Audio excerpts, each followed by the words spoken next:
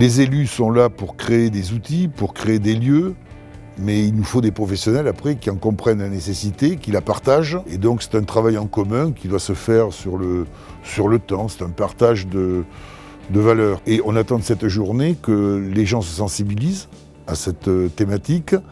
Et puis aussi, il y a une autre idée derrière, quand on regarde le nombre d'emplois sur le territoire que cette activité génère, pour pas mal de jeunes qui ont envie de vivre sur ce territoire, c'est aussi leur dire il y a des opportunités, il y a des métiers où il suffit de vous former et puis vous aurez la possibilité de rester sur ce territoire et d'y vivre. Notre travail, ça a été de traiter les données et d'agencer les résultats pour pouvoir présenter l'état des lieux aux agents du territoire. Ce sujet est important notamment parce qu'il représente 15% de l'emploi salarié donc en Haute-Lande-Armagnac. Donc ça, c'est vraiment un atout majeur pour un territoire.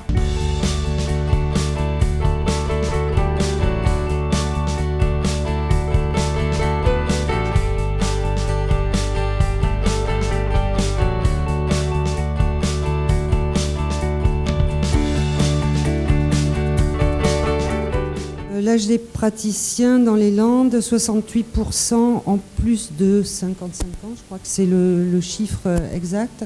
Ça veut dire que dans 15 ans, il n'y a plus de médecins dans les Landes. Le problème, c'est que nous avons des médecins qui ont plus de 60 ans, donc il va falloir penser au remplacement très rapidement. Ce travail-là, il ne pourra se faire qu'en liaison avec le service des professionnels et des élus. Nous sommes en connexion permanente et de plus en plus, même si on est parti un peu de l'incompréhension mutuelle entre les élus et les professionnels de santé, où chacun restait sur des positions, simplement de ne pas se connaître, à travailler de plus en plus main dans la main pour essayer de ce que j'appelle moi de l'interactivité de services, c'est-à-dire les soignants soignent, ou les paramédicaux ou paramédics, voilà. Et les administrations et les élus nous fournissent de mieux en mieux, de plus en plus des outils. La première fois qu'il est venu nous rencontrer, on ne s'était vraiment pas compris.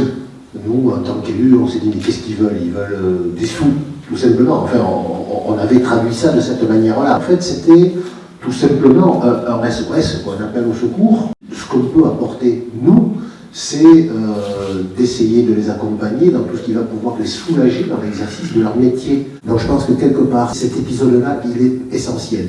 Comprendre où est la place de l'un et où est la place de l'autre et comment ensuite on peut favoriser l'exercice de la médecine sur le territoire. Voilà. Quand on rencontre des professionnels, c'est un peu qui nous questionnent et on devient de véritables VRP. Donc avant de parler de stratégie, je parlais de projet de territoire. Sur la mobilité, le logement, l'emploi du conjoint. Je pense que la première chose pour faire venir des professionnels de santé, c'est qu'il faut qu'ils travaillent ensemble, en équipe. Et maintenant, les professionnels de santé, ils n'ont plus envie de travailler seuls. Donc les maisons de santé, les centres de santé, tout ce qui est réseau de santé sur les territoires, favoriser cela entre médecins, mais aussi avec des kinés, avec des infirmières, avec tous les professionnels de santé, c'est majeur. Et la région accompagne ça depuis longtemps. 7 MSP, 7 maisons de santé pluriprofessionnelles pour 42 000 habitants, c'est certainement le plus fort ratio de toute la Nouvelle-Aquitaine, certaines étant déjà très anciennes. Vous avez été un précurseur en 2008, puisque vous avez créé en quelque sorte la première maison de santé pluriprofessionnelle. Nous avons monté une maison de santé pluriprofessionnelle à La Brite il y a une dizaine d'années, parce que nous sommes partis du principe que l'allongement de la durée de vie, la multiplication des maladies chroniques, la démographie médicale nécessitait une prise en charge différente des patients, et notamment dans leur dimension psychomédico-sociale. Secondairement, nous pensions que cette modification d'exercice serait attractive pour les professionnels de santé. On s'aperçoit que finalement le déterminant qui est le plus impactant sur l'installation d'un médecin, c'est le fait d'être passé en remplacement ou d'être passé lors d'un stage pour justement voir comment on peut éventuellement se projeter dans une vie à court ou moyen terme dans ce territoire. Je suis à la base, j'étais originaire de l'Aveyron, donc pas du tout des Landes. J'ai eu la chance de pouvoir passer en stage de dernière année à la MSP de la Brite chez Dr Passerieux, ce qui m'a permis de découvrir le territoire. Au niveau professionnel, j'avais toujours rêvé d'exercer médecin généraliste en campagne dans une maison de santé pluriprofessionnelle parce que c'est le travail coordonné par lequel j'étais attiré. Et je me suis installé du coup il y a 2 ans en maison de santé pluriprofessionnelle à Sort. Alors pour moi, les atouts que j'ai trouvés, déjà personnellement, c'est le cadre de vie, déjà le côté rural que j'aime. Et après, professionnellement, c'est au niveau du territoire, il y a quand même un réseau du coup, de maisons de santé pluriprofessionnelles qui est déjà installé. Il y a un bon réseau d'EHPAD également. Et tout ça, pour un jeune médecin, c'est quand même encourageant. Il ne se sent pas seul à pouvoir exercer. Sarbazan donc, a été monté, je crois que c'était en 2018, me semble-t-il, janvier, un pôle de santé regroupant plusieurs professionnels. Ça a été géré et lancé par la mairie. La vocation du pôle était donc de rendre plus accessibles du coup, les prestations des différents professionnels par rapport aux patients et aussi de regrouper les personnels entre eux. Et on a travaillé pendant 2 ans ensemble, on a essayé d'échanger, on a regardé la problématique, la faisabilité, le financement. Le conseil municipal de Sarbazan, certes, il a pris un risque politique et un risque financier, mais on se devait de le faire parce qu'il y avait justement ce risque de se retrouver sans professionnel. Ayant moi-même travaillé plusieurs années dans le cadre de mes études sur Bordeaux, je trouve qu'ici la relation, il y a une proximité qui est plus marquée. Voilà, c'est moins impersonnel et ça se ressent également aussi dans la relation aux autres praticiens. Communication plus facile, c'est plus pratique, ils sont plus proches et donc ça sert à la fois pour nous praticiens et pour les patients également pour leur prise en charge. Ça fait 2 ans que je suis arrivée dans les Landes et j'ai été étonnée en arrivant par la structuration médico-sociale qui existe sur le territoire landais. À mon avis, c'est rare, donc c'est relativement étonnant. Par rapport à l'attractivité du territoire, il y a 2 volets sur lesquels il va falloir qu'on travaille. Valoriser les métiers sur ce secteur, sur nos territoires, pour maintenir les emplois sur place, parce qu'on a quand même des personnes qui sont attachées à leur territoire, qui n'ont pas forcément envie de partir. Donc trouver les moyens de valoriser nos métiers. Qu'est-ce que le métier d'aide à domicile, d'aide-soignante? Qu'est-ce qu'on peut faire pour les accompagner sur le territoire? Et ensuite, comment on fait pour attirer les compétences qui nous manquent pour justement travailler dans cette complémentarité au niveau de tous les services qu'on offre à la population. Ce que nous souhaitons faire, c'est augmenter le nombre de personnes formées et pour ça, les augmenter sur les territoires au plus près de là où sont les gens qui ont envie de faire ce métier-là et au plus près des endroits où il y a des employeurs. Les employeurs, ça va être les EHPAD, ça va être les services d'aide à domicile, ça va être les structures médico-sociales ou des structures sanitaires. Mais cette question de la formation, elle est fondamentale et d'avoir des centres de formation là où on en a besoin, il me semble que c'est essentiel.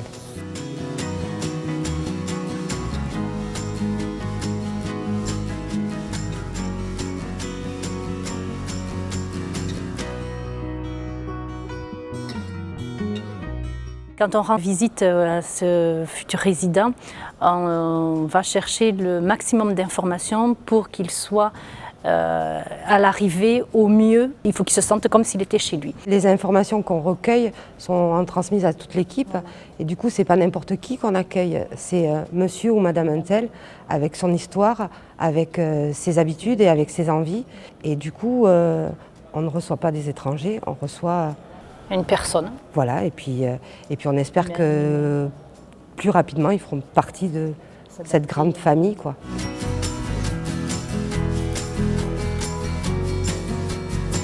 Ensuite, c'est comment on leur permet aussi d'utiliser un certain nombre d'outils, en particulier numériques, qui leur permettent de coopérer entre eux de façon simple pour consacrer le plus de temps possible aux patients et le moins de temps possible à tout ce qui est difficile, par exemple passer des heures au téléphone pour essayer de joindre un médecin difficile à joindre, etc. Et ça a été tout le sujet de Territoires de santé numérique et des plateformes territoriales d'appui qui aident les professionnels de santé dans l'orientation des personnes qui ont des gros problèmes de santé et c'est souvent des choses très difficiles et très longues à faire. Puis ensuite, il y a quelque chose d'autre qui s'appelle la télémédecine qui permet d'avoir des consultations spécialisées à distance ou avoir des consultations avec son médecin généraliste et ça évite souvent des longs trajets qui ne sont pas toujours simples et ça permet qu'en restant chez soi, on puisse avoir accès à des spécialistes qui ne sont pas toujours sur le territoire. Ce territoire, j'ai envie d'abord de rappeler qu'il y a maintenant 10 ans, il a relevé le défi de la démographie de la population globale.